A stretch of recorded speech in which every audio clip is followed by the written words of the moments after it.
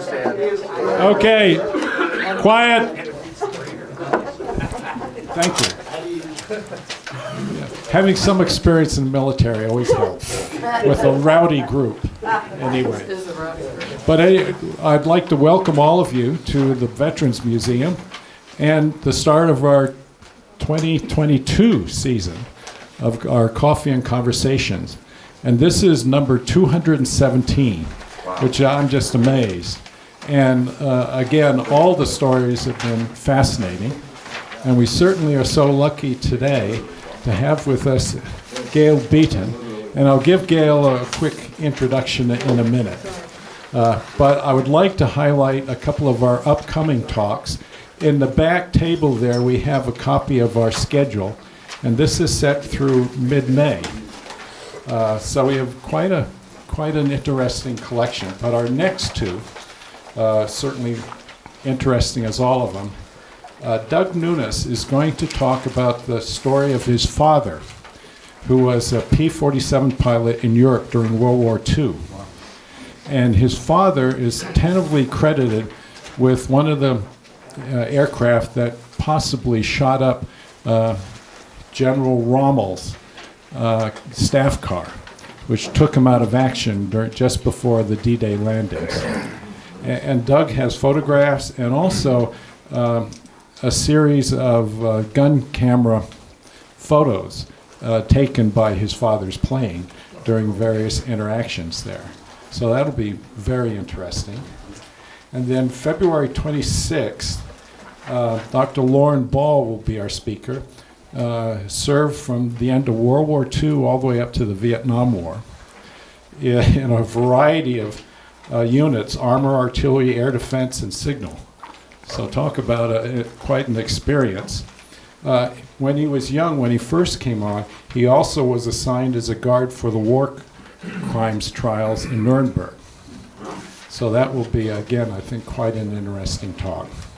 But we have many more as well coming up. As a brief introduction, you have the handout, which gives you much of the background, Gail. But just to highlight a few, Gail's a historian, author, retired teacher, and Chautauqua presenter of Gail Murphy, Colorado's Rosie the Riveter, as we can readily see. She is also the author of Colorado Women History, Colorado Women in the World War II, and both of these were finalists in the Willow Literary Award and Scholarly Nonfiction for Women Writing in the West. And Gail has brought copies of her books over there. So hopefully you might take one of them home with you at the end. Gail has been presenting Gail Murphy, Colorado's Rosie the Riveter, students and adults since 1997. And after the presentation, please stick around and talk with Miss Murphy and Gail about any experiences, and particularly since I think looking at our audience, we probably have some of you who certainly have experienced that time period. So maybe afterwards, you can also share a little bit about your experience as well. So again, without further ado, Gail, thank you very much for joining. Oh, yes, Ms. Murphy. Thank you very much for joining us today. You're welcome. Thank you.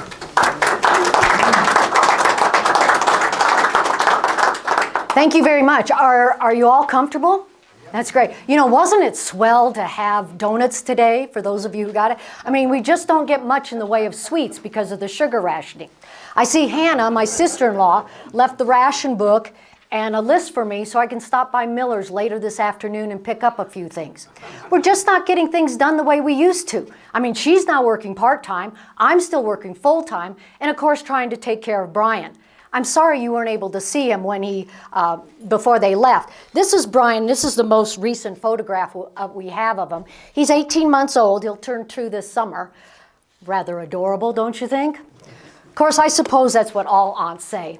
You see, Brian's the reason I'm here in Colorado. Mark, Brian's dad and my brother, joined the Army Air Corps right out of high school in Illinois. That's where we're all from. He and Hannah had been dating for quite some time, and so after basic training, they decided to get married. Then Mark also applied for aerial photography school. And when he received his acceptance, he also received his transfer orders for Lowry Air Base. So they packed up and moved out here. Once they settled in, Hannah wrote regularly. In one of the letters, she announced that she was expecting.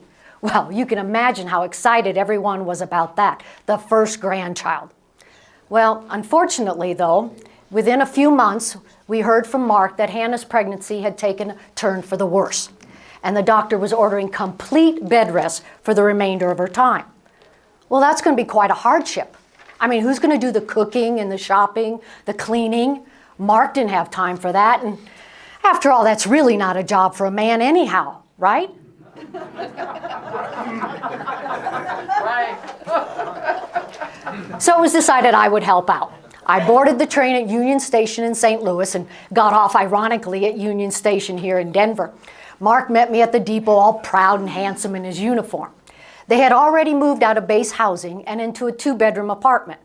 Well, that turned out to be a very wise move in 1941, because now, here in 1944, it's almost impossible to find any housing. I mean, with all the war factory jobs and the military bases, the population of Denver has greatly increased. Well, I spent that spring and summer taking care of things. Brian was born in August, and although he was a happy and healthy child, it took Hannah a few weeks to get back on her feet. By September, it was apparent it was time for me to return to Illinois. Well, I had mixed emotions about that. On the one hand, it made me happy. It'd be swell to see my mom and my dad again, and, well, if I have to admit it, my 2 younger brothers, too.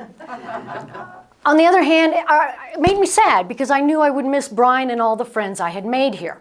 I'd really grown to like Colorado, although I'm still not used to the dryness. Excuse me.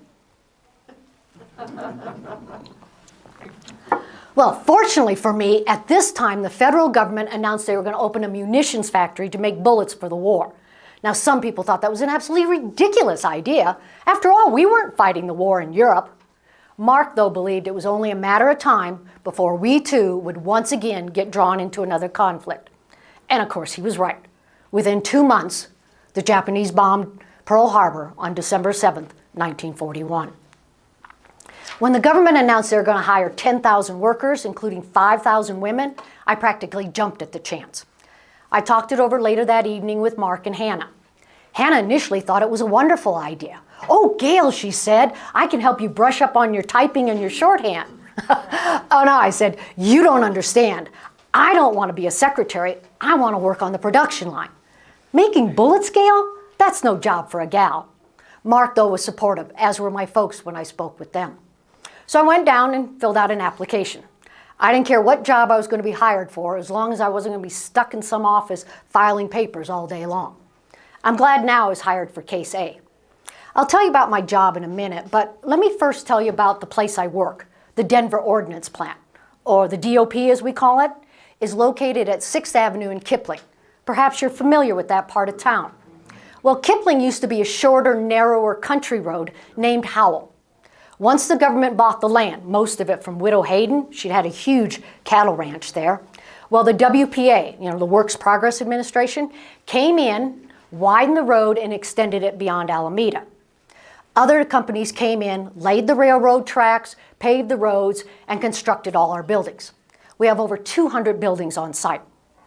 We started with 4 main manufacturing areas, and we added a 5th in March of '42 because of the attack. And then we also have the administration building, we have the railroad depot, we have supply and storage areas, we even have a hospital. It's practically its own little town out there. Until this last December's layoffs, we had as many as 20,000 workers, almost half of them women. Now, of course, many of the women are the stenographers and typists and all that, but there are thousands of us who make the bullets, like I do. The original contract signed with Remington Arms called for the manufacture of 4 types of .30 caliber bullets. My specialty is armor piercing. I start with a brass cup that's about 1/2 inch in length and 3/4 of an inch in diameter. At my machine, I do a series of 4 pulls or 4 draws. Now this lengthens it to a case that's about 2 inches in length and reduces the diameter to 1/2 inch. Now between each step, there's an inspection. In fact, from start to finish, we have over 140 inspections. In fact, almost every single inspector is a woman. The title on their paycheck says inspectress. And that gives you an idea, they're all women. Their supervisors, of course, are male. But all the women, they have found that the women are particularly meticulous in finding even the slightest of flaws, whether it's a scratch or an inaccurate diameter. That always makes people laugh. You know, if it's a major flaw, you can imagine it wouldn't fire out of the gun properly. And we simply can't have that. After all, our job is to win this war and bring our fellows home safely. Now, if the bullet just has a minor flaw, it's given a C rating, meaning it can be used for training purposes, but not sent overseas to our soldiers. But we don't really have any problems with our bullets. In fact, the Navy once complained that our bullets were too good, they didn't have enough for training purposes. About the only problem we have had is when they first opened the plant. You know, they had torn up all this wonderful pasture land to do all the building and everything. And then, as we started working in October of '41, the winds came along and blew dirt into the buildings and the machines. So they had to go back and do some plantings. That caused some problems. The other problem is they decided to take advantage of our wonderful Colorado sun and thought they would put big windows on the western side of the manufacturing plants. Well, once we started working there in October, that turned out to be kind of a dumb idea. Can you imagine why? It was too hot, exactly. That's the biggest reason. And so they boarded up those windows. Now, the other problem, or possible problem, of course, is safety. I mean, we've got people coming in and out at all hours of the night. We run 3 shifts. We're working every single day. So, and you've got trains coming in, you've got trucks, you've got buses, you've got people driving their cars.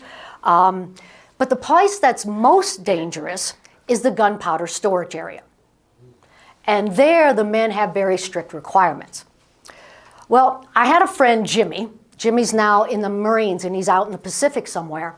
But he used to work in the railroad yard, and we would take the bus in and out of the DOP downtown to our homes. And he was telling me one of the first months we were working there about the requirements of the men in the gunpowder storage area. Well, Jimmy was a prankster. You know, he didn't do anything very nasty or mean. He wasn't like some of the guys I hear in some of the plants that will actually take a woman's lunchbox and glue it to her workbench. Or they'll send them on a wild goose chase for a board stretcher. Well, do you know what a board stretcher is? Well, what happens, see, is if you have something you need to cut, a piece of wood, and you only measure once, not twice like you're supposed to, and cut it, and you end up cutting it too short, you can supposedly put it on this board stretcher and it will stretch it.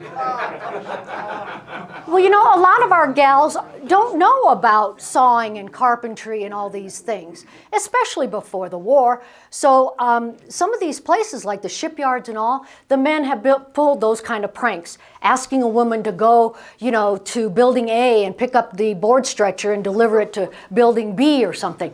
And they just end up going all over these hundreds of acres looking for these things. But Jimmy wasn't like that. Jimmy just liked to tell little jokes and things like that, and tall tales, I guess. So when he's telling me about this, I thought, here's another one of Jimmy's tales. I'm not going to hear about it. But what he told me is that the men in the gunpowder storage areas have to have brass soles on their shoes. Then they also have to have the storage area itself, the floor is lined in brass. And I said, no, Jimmy. So I went home, and Mark was still stateside. So I mentioned it to him, you know, here's another one of Jimmy's stories. And he said, well, you know, Gail, I think Jimmy's not pulling your leg. And I said, well, I don't understand. Why would you need that? And then Mark explained it, and it made perfect sense. Do you have any idea why that would be? Sparks, exactly. Brass against brass doesn't cause any sparks. Well, if you get sparks in a gunpowder storage area, what's going to happen? Kablooey, okay? I mean, we've got Blue Cross hospitalization and all, and death benefits, but, you know, those 2 things we really don't want to use. Again, our safety record is excellent. You know, in the regular plant, I just have to keep my hair covered and my clothing out of the way of the machines, and then wear good shoes in case something gets dropped. As I said, our record is excellent. We haven't had any major accidents like other plants. Maybe you heard that last May of '43, the munitions plant in Maine exploded, killing 15 workers and injuring dozens of others. I think our worst accident was last week when Mrs. Hammer slipped down some stairs and broke her ankle. But boy, let me tell you what a trooper she is. She was back at her machine the very next day, crutches and all. She has 3 sons overseas, so she knows just how important our war work is. Well, once my bullet cases are done, they're sent by conveyor belt down one wing of the building to receive the bullet and the gunpowder and all of that. The other wing of my building receives the bullet cases for the tracer bullets. And they have a phosphorus charge so you can actually see the flight of the bullet. Now the third kind we make are the ball cartridges. That's the ammunition for the M1 rifle. We also put them in cartridges for the machine guns. The fourth kind we make are incendiary bullets. And as the name implies, they set fire to their targets. So I've heard that we use those against enemy spy blimps or something of that nature. Now, I don't know how many bullets we're making right now since our layoffs and all, but I do know that last summer, at the height of productivity, we were making over 6 million bullets a day. Just our plant, 6 million bullets.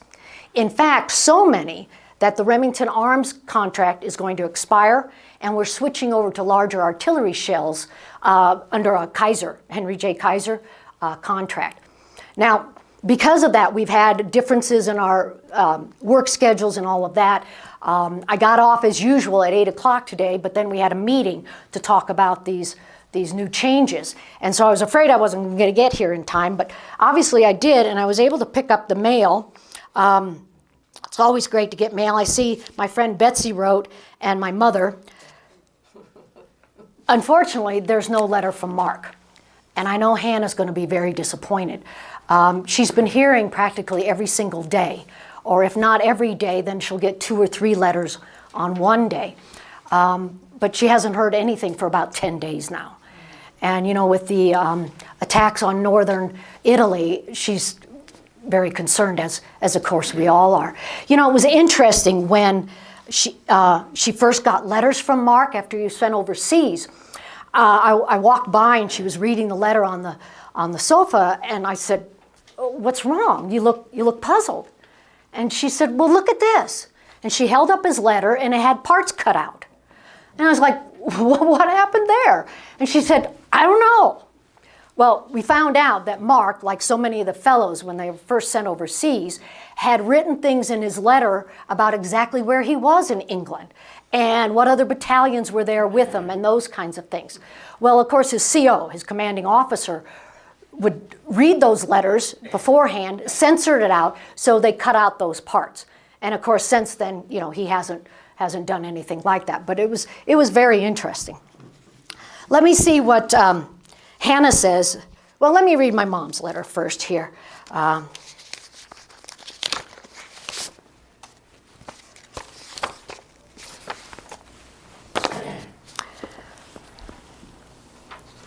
Oh, I'm sorry, that's rude. Would you like to hear Mom's letter? Okay. Dear Gail, pleased to receive your letter last week. Glad to hear everything is going well and that you've been accepted at Kaiser. We all know how important it is to continue working on the defense effort. We're fine. Dad is busy with his job at Scott, that's the air base, working as a civil defense warden and also working as a civil defense warden for our neighborhood sections during the blackouts. Stuart now works as a runner carrying messages among the wardens. That's my youngest brother. I still enjoy the O'Fallon Women's Club. This year our project is buy a bomber and working with the Red Cross rolling bandages. Our group at church continues knitting socks and sweaters. We went to see Woman of the Year at the movie theater. It was very good. Spencer Tracy and Katharine Hepburn are great. In between the double feature, the Paramount News was all about the fighting in northern Italy. So graphic seeing it on the big screen.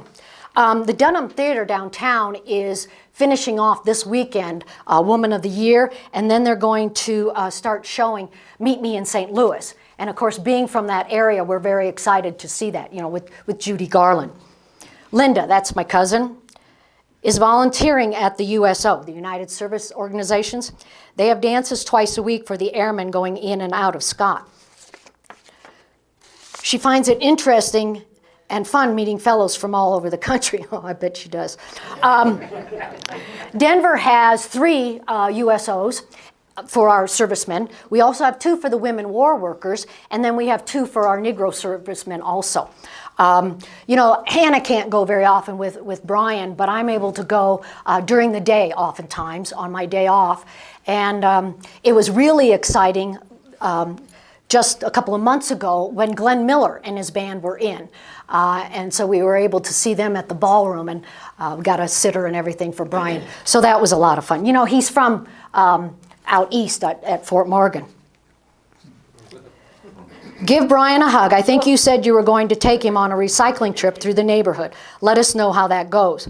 Well, yeah, a couple of weeks ago when we had nice weather again, I gave in to Brian. He wants to be like the big kids in the neighborhood and take his little red flyer wagon and go through the neighborhood and pick up the recycling things. You know, we're recycling rubber and scrap metal and things like that. So lipstick tubes and rubber hoses, bathing caps, you know, the tine part of a rake that's had the wooden handle broken off and things like that. So I said, okay, let's go. So he did great and thought, you know, he was really helping the war effort, which of course he was. But about halfway through, he got all tuckered out, and I ended up putting him in the wagon with everything else. Then we took it over to the elementary school, and when that salvage area gets full, the committee will come in and take it away and all. P.S. I have enclosed the article and photograph about Cousin Charlie. Charlie was one of those thousands and thousands of men who joined one of the services after the attack on Pearl Harbor. And he joined the Navy, and a couple of months ago he was out, and their ship was attacked by the Japanese, and he ended up getting wounded. Let's see, Fireman First Class Charles E. Beaton awarded Purple Heart. The above picture shows Charles aboard a hospital ship shortly after both hands were burned while fighting on his destroyer in the Pacific, November 1st. Standing next to his bed is an executive officer who has presented him the Purple Heart. Charles, in a letter written for him by a buddy, told his mother that he hoped to be back in this country by February. He doesn't expect to be able to use his hands for another 6 months. Charles was a member of Department 24 before joining the Navy. His brother, Private Arthur Beaton, is in the infantry. Oh yeah, I know you can't really see this very well, but poor Charlie, he's bandaged from the tips of his fingers right down to his elbows, both hands. And it looks to me like he has one of those pillows underneath his elbow.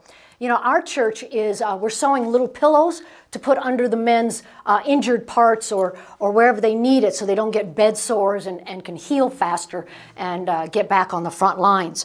So that's what we're doing. And I'll have to write Charlie. I, of course, wrote him as soon as I heard he was wounded, whether or not he got the mail. But I wrote him on V-mail. Are you familiar with V-mail or Victory Mail? You know, that's something that's new in the war. Of course, so many things are new. This is, I have one I haven't written on here. So this was first developed by the British. And what you have is this piece of paper, and you have directions on either side. You put the address and your return address. You repeat that on the front and inside, and then you have this space to write in. Okay, so when these first came out in the United States, we thought, boy, that's not very much room to write. I better write, you know, as neatly and as small as I can. And once you're done with that, you simply fold it up and you seal it, and it becomes its own envelope. Now, if this is going to go to a serviceman or a servicewoman in the Eastern Theater of Operation, the European theater, it's going to first go through either New York City or Chicago.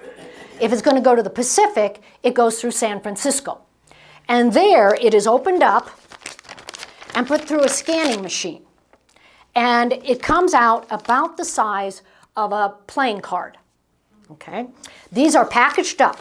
In about the size of a pack of cigarettes, you can put in 1,700 of these letters in something that looks like a pack of cigarettes, okay? This is shipped overseas, then it is enlarged, and it comes out about the size of a postcard. So it comes out like this one. Well, I don't know. Some of you in the front can see how tiny that writing is. So what happened to many of us is we wrote so small, and then it gets reduced in half, so they couldn't even read it. This is fortunately very neat, but it's awfully hard to read. So you think, well, why would you want to write on this, you know? Because another disadvantage is that you obviously can't put any enclosures. If we wanted to put a Christmas picture of Brian or something, all that would happen is that photograph would fall out when they open it up and scan it and would just be swept away into the trash. The other problem is a lot of girls like to obviously seal their letters with a kiss. Well, when you do that, you leave a lipstick smear and it jams up the entire machine. So already, you know, it's only January 22nd, and we've got all the notices on the radio and in the post office saying, please, please, please, don't put any enclosures in your victory mail and don't seal it with a kiss. They have to tell us this every single year. So the reason, though, that you would want to use this is what I mentioned before, that you can put 1,700 letters in something this big. Think of all the space that saves. You're not using those huge mail bags as often, okay? And so that leaves room for our troops, our medical supplies, our Army and Navy nurses, our WACs. It's leaving room for food supplies for our men as well as for our allies. So that's the reason you would use a victory mail. And so you have to think of it as just a little quick cheery note that your fellow will receive. Okay, so Betsy. Betsy's my friend from way back. We went through school all together. And then after the attack on Pearl Harbor and Kaiser and the others started opening up all the shipbuilding factories there in Coronado as well as Richmond, California, her father packed up the entire family and moved them out there. And so she got a job as a riveter. And she loves to tease me that she's a real Rosie the Riveter and I'm just a bullet maker. Well, I try to tell her that Rosie the Riveter is just a name for all women war workers. And we've gone back and forth on this until last year when I finally had enough and I said, fine, you're a real Rosie the Riveter and I'm a bullet maker. But I am also a WOW, a woman ordnance worker. Well, you know, I haven't heard another thing about Rosie. She loves to write war slogans on the back that, you know, we hear on the radio and again all over town in the newsreels. Use it up, wear it out, make it do, or do without. Again, all the recycling and rationing that we're doing. Dear Gail, things are swell here in California. How are things in Colorado? I read where President Roosevelt visited your plant the other day. Did he pass out buttons? Yes, in fact he did, and I was able to receive one. He came by right in his car, right through our plant. My dad thinks there should be a law against one man being president so many years. As you can tell, Betsy's father is a Republican and not a Democrat. I am glad to hear you were not laid off and instead will now become a member of the Kaiser workers. Probably earn the same amount of money, won't you? Do you think you can work there after we win this war? I know we signed on for the duration, and it will be grand to have all the fellows home again, but boy, I sure like my job. Well, that's one thing they did talk about today. We will receive the same benefits. That's our 2 weeks paid vacation. Of course, I don't go anywhere. We don't have an automobile. And even if I did, I'd only be eligible for the minimum gasoline ration stamp. And that sure wouldn't get me back and forth to my workplace. And then, as I said, we have death benefits and hospitalization through Blue Cross. The pay is very, very good. We also am eligible to sign up for the 10% club. That is that 10% of my paycheck goes right to buying a war bond every pay period. And this, of course, supports the war effort. And so for $18.75, I can buy a war bond worth $25. So in 10 years, I can remit that back to the federal government, and I'll get $25, even though I only paid $18.75. So I'm getting interest back because the government needs the money now. We also have war bond stamps for those who can't afford the $25 or $50 or whatever war bond. How did softball go? I wish the scout for the Rockford Peaches had seen me play last week. I would have been on the first train out of here. Well, you're probably familiar with the All-American Girls Baseball League. That was started last year by Mr. Wrigley of the Chicago team. And, you know, with all our fellas gone, they wanted to continue baseball as much as possible. So Denver is extra proud because one of our own Denver natives, Louise, was selected to be the catcher for the Kenosha Comets. And so she was telling the radio interviewer after she was selected about the tryout process and everything. And then after they were selected as one of the 15 members, then they were given a, they were given charm lessons by the Helen Rubinstein cosmetic company during the tryouts, and then after, once they were accepted, they got a personal care kit from Helen Rubinstein. So she thought that was very interesting. The family is fine, but Louise's unit is expecting their orders any day now, so Mother is quite anxious. However, Louise is raring to go. You know how she is, wants to be as close to the action as possible. Well, yes, Louise joined the WWII, that's the women in the Navy, and unlike the WACs and the Army and Navy nurses, they were not allowed to go overseas. In fact, it's just been approved now that they can be assigned duty stations in the Caribbean or in the Alaska or Hawaii. They can't still go to Europe or to the Pacific. So, you know, we have about over 350 women that are in the various military branches. Of course, we started off with the WACs, the Women Army Corps, and then the Navy, well, even before that, of course, is the Army and Navy Nurse Corps. We were very concerned that we wouldn't have as many nurses as we would need once war broke out. So the federal government immediately issued a quota to every state that they had to have a certain number of women, nurses, registered nurses, that would agree to join the military as the need arose. Colorado's quota was 500 nurses. And so the Army and Navy nurses have, of course, been sent overseas right away, and unfortunately have lost their lives already, and over 60, 70 of nurses have been captured and are being held in the Pacific. So, and then we have the women in the Coast Guard, that's SPAR, Semper Paratus, always ready, the Coast Guard motto. And then, of course, you have the U.S. Marine Corps, and they were rather reluctant to have women in the military in their branch, but they did finally know that they had to. They just didn't have the personnel otherwise. So, and then you have the WASP, the Women Air Force Service Pilots. Now, they're not a military group right now, but they are doing military duties. They are flying airplanes that have been to be tested. They're also flying airplanes that have been damaged and then repaired, and they have to go back up for a test flight.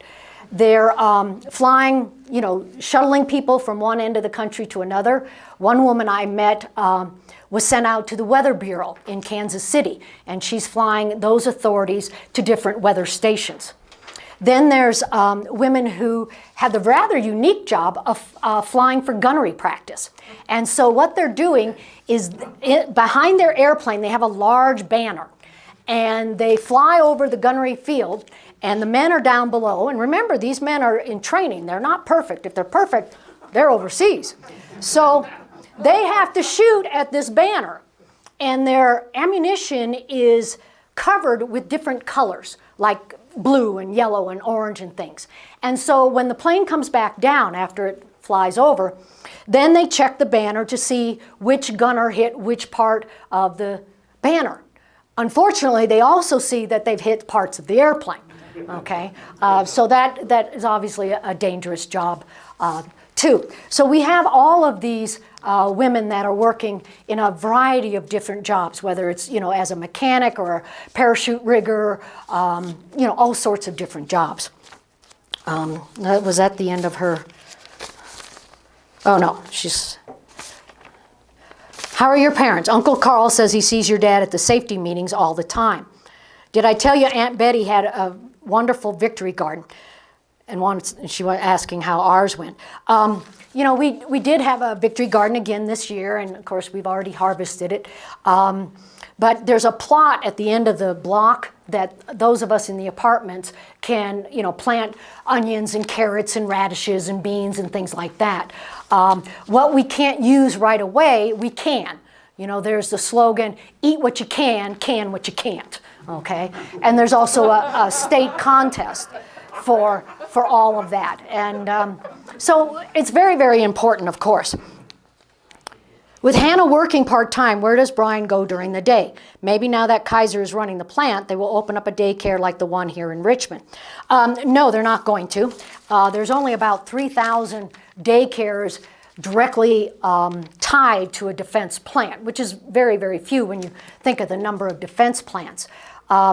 So what Denver has done, the Denver Post and the Rocky Mountain News will periodically publish private homes that will open their doors and babysit children as needed. The Denver Public Schools also operate some daycares for the working mothers. Now, Hannah she asked me last fall if I thought she could get a job at the plant, just part-time. And I said, well, you know, I don't think so. It sounds like we're doing some more layoffs, which we do, and then we hire back all the time. And so she instead and I said, well, I'm a little surprised that you want to get a job. You've been pretty adamant about not working with Brian being so young. And I said, what's changed? And she said, well, I'm listening for the door. And of course, I knew what that meant, that she was listening for the knock on the door, and on the other side would be an officer with some news about Mark. So instead, she went downtown and got a part-time job as a sales clerk for the May Company. And that's worked out very well. She works only during the day, and I'm working at night, so for the most part, we're able to take care of Brian. Must run off to work. We are now producing the Liberty ships. Right soon. All right. She mentioned a couple of different things. She mentioned the softball, and I want to do a little bit of bragging here. This is the photograph of my softball team that won the city championship last fall. But there's another reason I want to show this to you, is that I don't know about you, but I didn't know what riveting really was until Betsy got the job. And so I said, well, when you're in training, can you make me something little and send it to me so I can see what you're doing? So she said, okay. So she made this picture frame. And I don't know if what riveting is, it's kind of like a metal brad of sorts. And oftentimes it's a two-person job. So you have the riveter with the rivet gun all full of these rivets. Then you have opposite her partner, who is called a bucker. And so she's got a metal plate. And depending on where you're working, the plate is a different size. You know, if you're working like in the nose of the airplane, it might be more of a cylinder. If you're in a larger area, it might be a fairly square piece of metal. And so these pieces of metal that you're going to unite have already pre-drilled holes in them. So the riveter essentially lines up the gun, puts the rivet through. On the other side, the bucker is there, and that smashes it. So think of a stapler, you know, and how you have to have that bottom piece of the stapler in order to crimp the staple and hold the paper together. Well, this kind of does the same thing. And so what you have here is the rivet on one side, and you have the smooshing, if you want to call it that, on the other side. Okay? Now you'll see, is it okay to pass this around?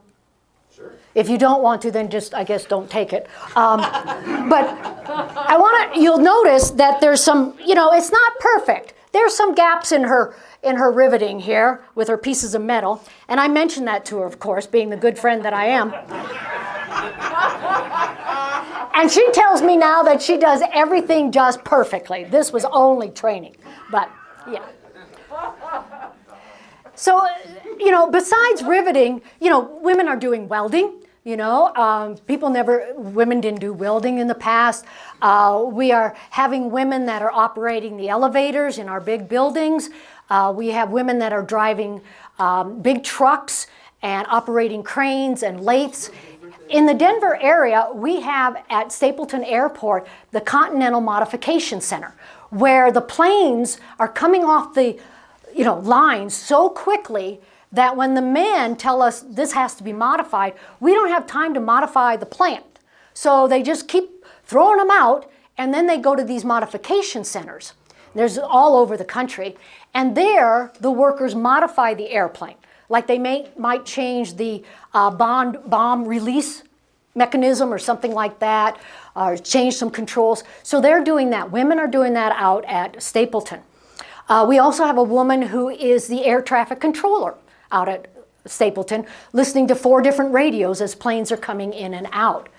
Pueblo, of course, the Colorado Fuel and Iron Corporation has hired women for every job. They're in there making crates, stenciling the crates. They're working in the brickyard, the timber area, all sorts of things. So there's practically no job you can think of, whether it's as a chemist or an engineer, that women are not doing to help in the war effort. Now, of course, besides working, we're doing an awful lot on the home front. I already mentioned the recycling of things. The ration stamps, now rationing started there in early 1942. The first book was called the Sugar Book, because that was the first item that was rationed. So everyone in the household, not just the adults, but everyone in the household gets a ration book. And in there, originally, we started with blue and red stamps. Now, the red stamps were for meat and cheeses. Then the blue stamps were for processed foods and canned foods. And when we go to the grocer, we have to give them not only the money, but also the ration stamp and the proper value. So, for instance, right now, ground beef is 51 cents a pound and 10 ration points. Or excuse me, 8 ration points.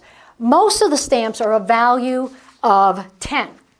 So if I give them 51 cents and a rationed stamp of 10, of 8, 10, excuse me, and I need only 8, then what do I get for change? You know, they can give me 49 cents in coins. Well, the government thought of that too. And so we get change. So if I do it for meat item, I get a token back. Each token is a value of 1. And on it, it says OPA, the Office of Price Administration, a 1 of the value, and then it says 1 point, and it says red point. I guess if you're colorblind. If you do it for processed foods, then you would get the blue, okay? And so those are tokens. Now, we also, as I mentioned, we are raising money through the war bonds, and of course, our Hollywood starlets are doing a great job with that. And we found out this project that some people were doing back east. We found out through the Ladies' Home Journal, and what they're doing is making warsages.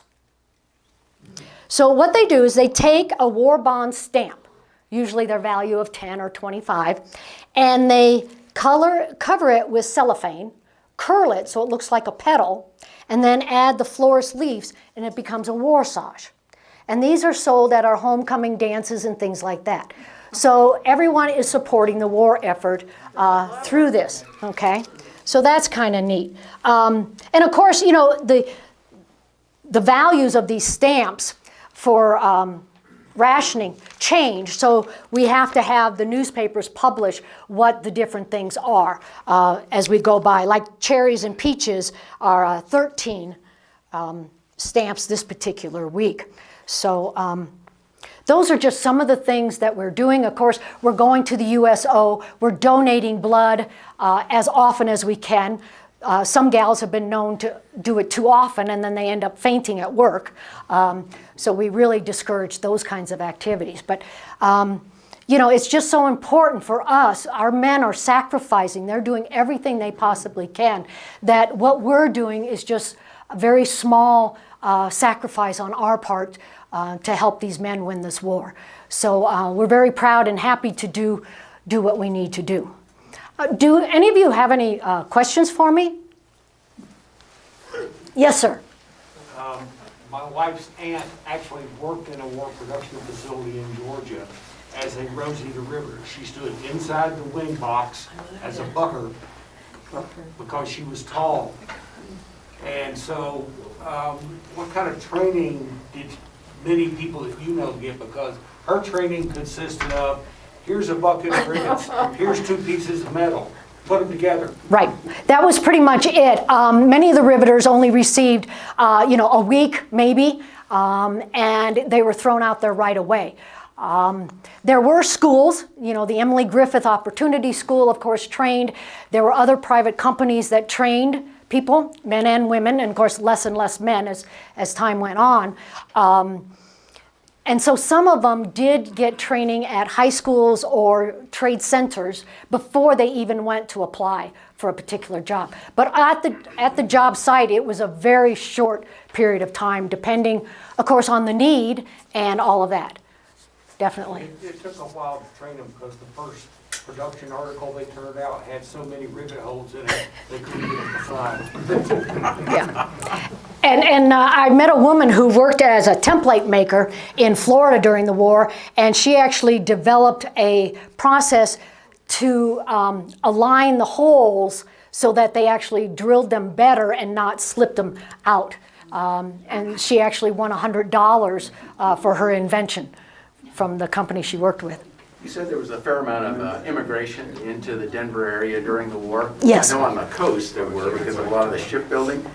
And in those places, their housing was so short that there was hot bunking Yes. going on. Can you Yes. talk about hot bunking? Yes, definitely. Hot bunking, a military term for like in a submarine where you've got 3 shifts and, who's ever not using the bunk is working, and then the other one's sleeping, and then you rotate. Well, that also happened in especially California and the 2 coasts, because you're seeing an increase. Well, the town of Richmond really didn't exist before the war, and then it exploded.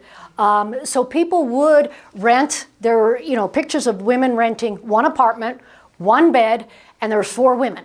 And they just had different shifts, and they would rotate who's sleeping in the bed. Oftentimes sharing, it might have been 2 and 2 or, whatever. But that wasn't that unusual. So hot bunking did definitely exist. Now, Denver increased its population, but being in the center of the nation, it didn't increase as much. We didn't have the black exodus from the south into us like the coast did. But we did have people from as far as Steamboat Springs and Gunnison coming to the Denver Ordinance plant to work. You had women from the Eastern Plains coming in, and men. So you had that happening. And then, of course, just the fact that many women that were wives of servicemen tried to follow their husband as much as they could as they went from a training camp to a training camp or a duty station until they were sent overseas. And then they've got to make a decision. Do you stay in the last place he was, or do you go back home? Yeah. So there was that immigration. And thank you for bringing up hot One bunking. other quick one that you just mentioned, and it doesn't really get credit as sort of a Rosie the Riveter, but lots of women also got involved with agriculture, farming, to harvest, because we were the breadbasket for really all the allies. Yes, exactly. So you had the ladies' army, land army, which was similar to what we had in World War I, and then they would recruit women that had days off or had vacations, like school teachers, and say, come out and work. Now, at first, a lot of the farming wives said, no, we don't want these young 20-year-olds. Thank you anyhow. But then when the women said, well, we'll also help with cooking and shopping and canning and all this, they were more readily accepted. But, some of them thought that, as they thought of the war plant workers, the women are just going to do it as a lark. They're not serious about this. But once they realized they were serious and really were able to work hard, then they did accept them better. Yes, sir. Yeah, I was born and raised in Salida, which is not a big town, but Mom worked for the WPA. That she was a seamstress, and she must have been late teens or early 20s. They sewed a lot of stuff in little towns. I mean, they had these little production facilities going, and that's where she learned how to sew. And but I found that interesting. Yes, yeah. Yeah. My mother worked in a, you brought back a lot of memories. She worked in a factory in Michigan Okay. when I was growing up. Do you know what she did? She was, had machines that she was doing, but it was for planes. Okay. Use that. We'll pass that around too, and we'll get a better. No, just keep going. Who am I talking to? Anyway, yeah, she worked in a factory, and it's been too many years to remember what it was, but her name was also Rosie. Oh, nice. And I'm Betsy, so. Anyone else have But you something brought it they'd back. like to Somebody- share? What happened to Mark? Mark came home. Thank you for asking. Have you got the song? I have the song, but you don't want me to sing. You don't want me to sing Rosie the Riveter song. Oh, I know, but it would be, Come on, you can do it. no, no. Well, we do have the song upstairs. Make sure you visit our, on the home front, little exhibit board, because the little tablet there has the song on it. It has short videos, a scrap drive, everything that went on. So definitely look for it. One trademark with Rosie on the reenactors and the posters is the bright red lipstick from the 1940s. I see you didn't go that route today. Well, you know, I was going to, and then I was eating my donut, and I forgot all about it.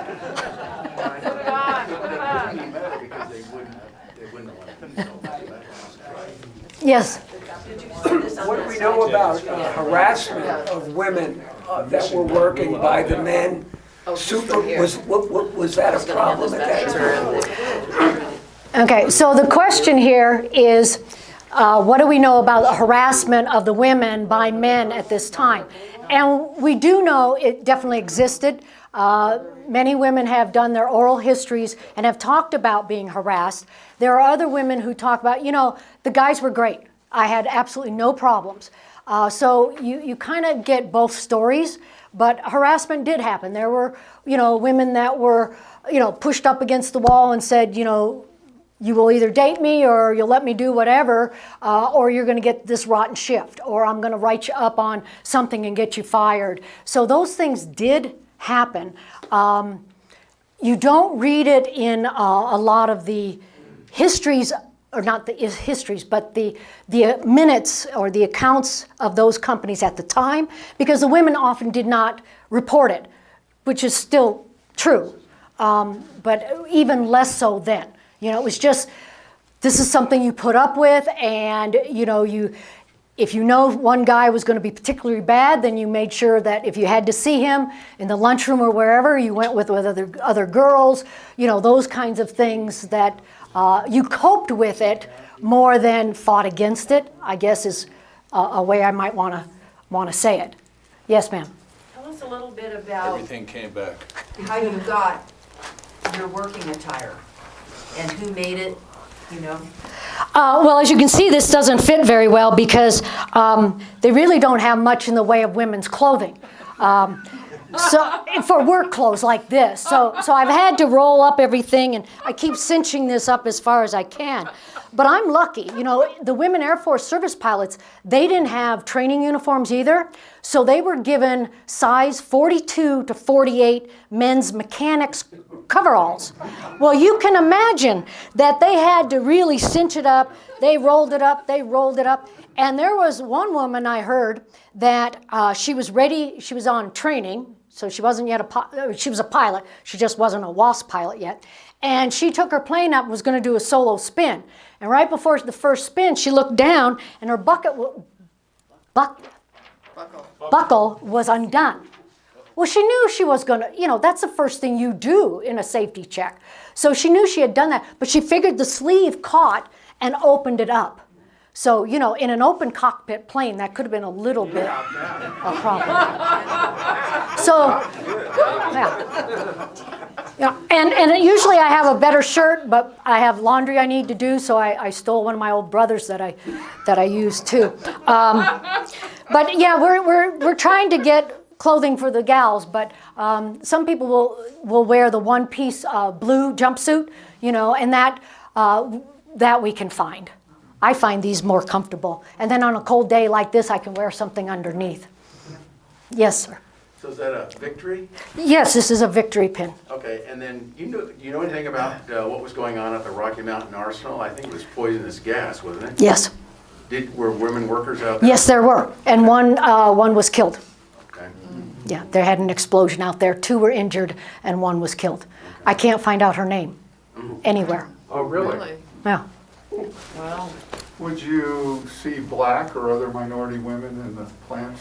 At the Denver Ordinance plant, I'm glad you asked this, they hired black women for 3 positions originally. The restroom duties, the cafeteria serving, and the lead shop. Now the first 2, of course, are not paying, yeah, they're just paying peanuts, not production wages. The lead shop is paying production wages, but lead is toxic. So every 3 weeks, the women would have their blood tested.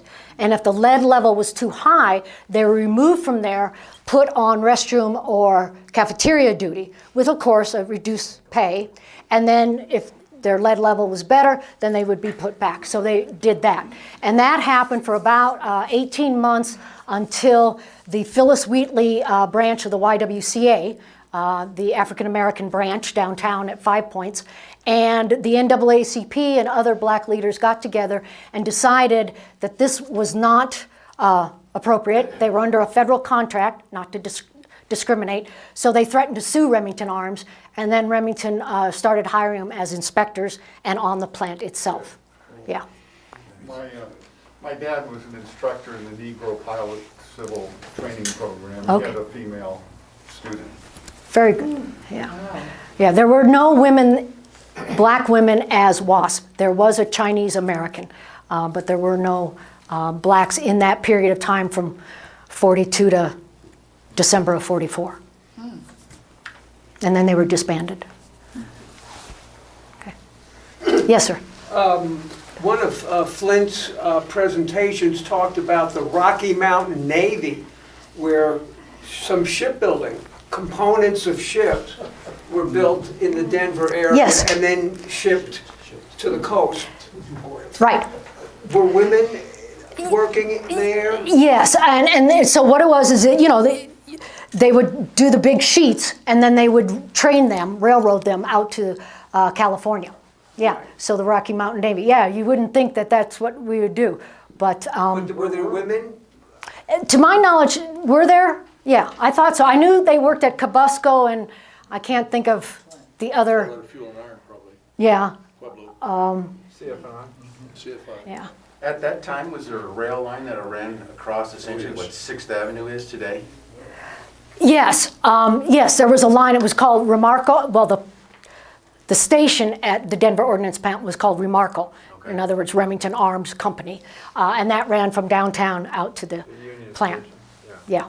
And people took that in because, of course, you know, you oftentimes didn't have cars or you didn't have the gas rationing amount to deal with. And the fact that rubber is also rationed, you know, you have a problem with the tires. Could you speak to the end of the war? Were women just sent home with, you know, a week's notice maybe, or?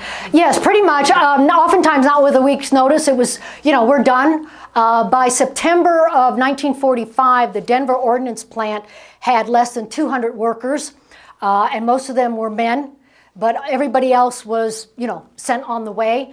Some women were happy to go. You know, they did their part. They're ready to go back to normalcy, whatever that is at that point in time.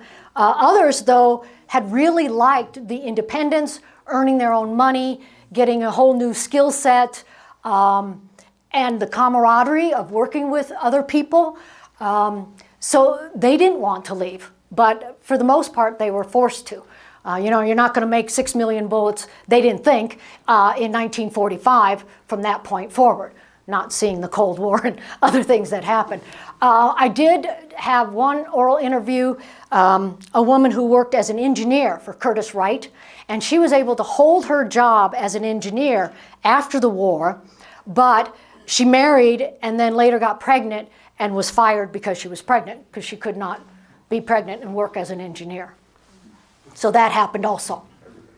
I was just wondering if it was a sort of a homogenizing social experience. Was the participation from all strata of society?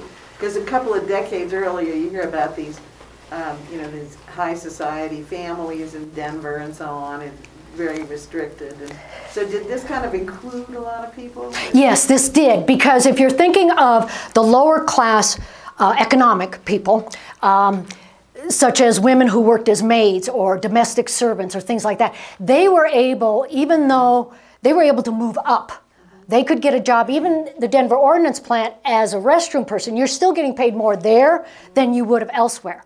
So these higher class people were losing their maids and their servants because they could get a job elsewhere.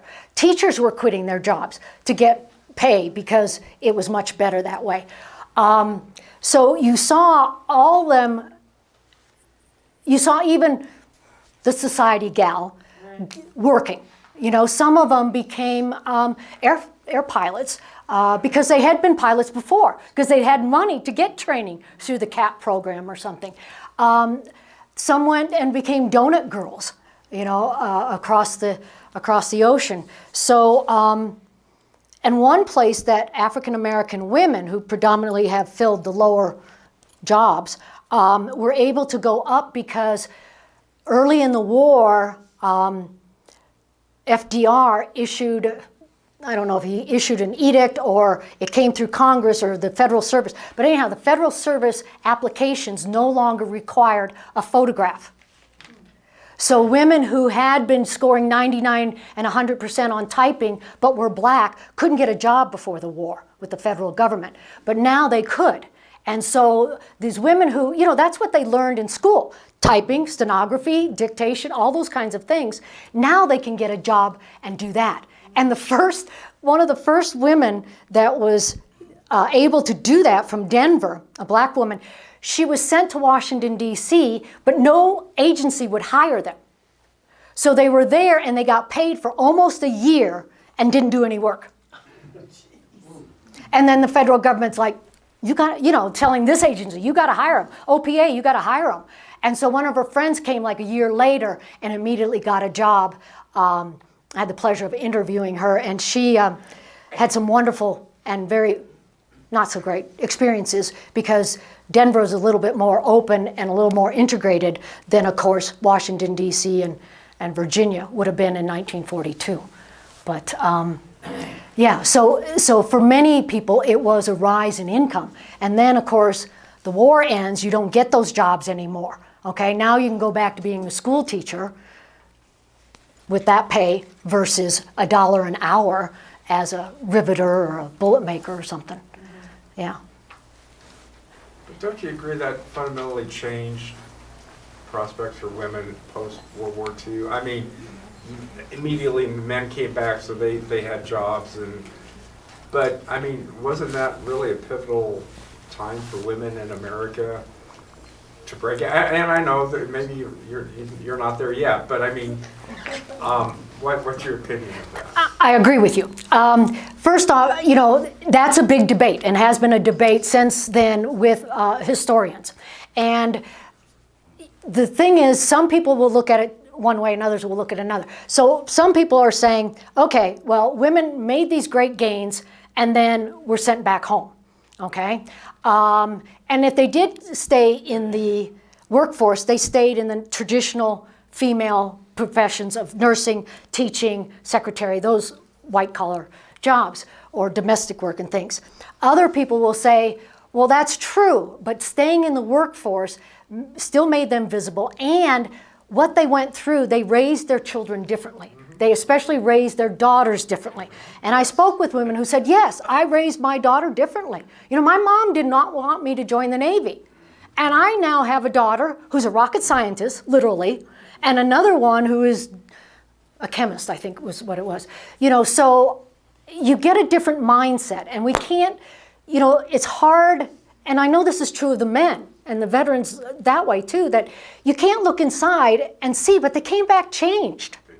And they had different conversations around the dinner table, okay? You saw the world, or you saw, you didn't see Brush, Colorado. You saw Denver now. You know, and that old phrase, you know, what are you going to do now that they've seen Gay Paris? You know, it does change. And so maybe it doesn't look like it when you do all the little statistics, but those are statistics. They're not people.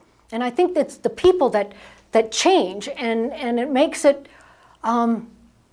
it does bring about that change. And I think it really has forward the women's rights movement. Began in the 60s with their daughters. Yeah, you know, I mean, we're talking about the fifth wave now, because, you know, you go back to 1848 and blah, blah. Yes, sir. The comment I wanted to make was that when the men returned from the war, they went through the GI Bill to colleges. Yes. So you opened up for men a great deal of opportunity that had not been available to them before the war. Yes. Now, unfortunately, that propelled forward the same bias against women, or you know, the sexual gender roles, for another generation at least. But I thought that was interesting. I hadn't thought about it until you say, hey, through the 40s and 50s, you have these men getting degrees and moving into these wonderful jobs, which were not available to women. Right. So you know, in some ways, there's some pros and there's some cons. Right. To the whole thing. And I'm so glad you brought that up, because it is so true. I mean, the colleges went from sort of a mix before the war, but mostly, you know, upper middle class kids who could go. And then during the war, it's women, unless the men are there as, what is it, V9? ROTC. Yeah, and those kind of things. And then after the war, you get this big influx of male applications, and the women who are going, you know, oftentimes they're seen as going for the MRS degree, you know. Actually, quick question, staying on that for a second. So the GI Bill, which came into effect, obviously, I think that happened after the war, didn't it? So you still had about 500,000 women that were veterans. Did a lot, whereas the GI Bill, I assume, available to women as well? It was available to them. It wasn't available to the WASP because they were never militarized. But it was available to the other ones. But many of them, you know, either had families or were starting families after that. And by the time maybe it's like, oh, I'd like to go to college now that my kids are grown or they're old enough, you know, school age, the period of time to use the GI Bill had expired for them. So many women did not use the GI Bill. Also, a lot of the process to get the GI Bill was run through veterans organizations, which did not accept, some of them did not accept women as members, and through banks and things, which women didn't have that. Yeah, you couldn't even get your own credit, you know, so they didn't have that way to get in. And that's what happened to people of color, veterans of color, is they often didn't use the GI Bill because they didn't know how to go through the process to do so, or didn't even know about it. Yeah. Yes, sir. You mentioned gas rationing. My father was editor of a small paper at Rock Springs, Wyoming, and the United Press Wire would always carry the night before what was going to be rationed the next day. So my dad would call my mom, and she'd take the car down and fill it up. Yeah, you make do. Flint? Yeah, Mike mentioned the fact that we have this exhibit. We have 4 rooms at the museum devoted to World War II. Pacific Theater, European Theater. We have one on the home front. And a lot of the things that you talked about today, like the scrap drives, we showcase in that. So those of you who haven't been to the museum before, hopefully you'll take some time out today to take a tour. And we also have one of the 4 rooms in our World War II section is about women in uniform. And we talk about the branches of service that have women in uniform with them. We talk about the WASPs, and nurses in the military as well. So hopefully you'll have a chance to see those, and just a wonderful presentation. Thank you, Flint. Thank you. Thank you. Thank you.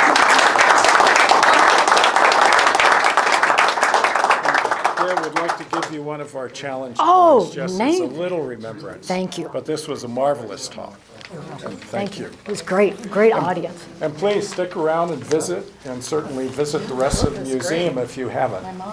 And pick up one of our schedules for upcoming coffee and conversations. They're going to be quite fascinating as well. So thank you. Marvelous. Did you understand what I?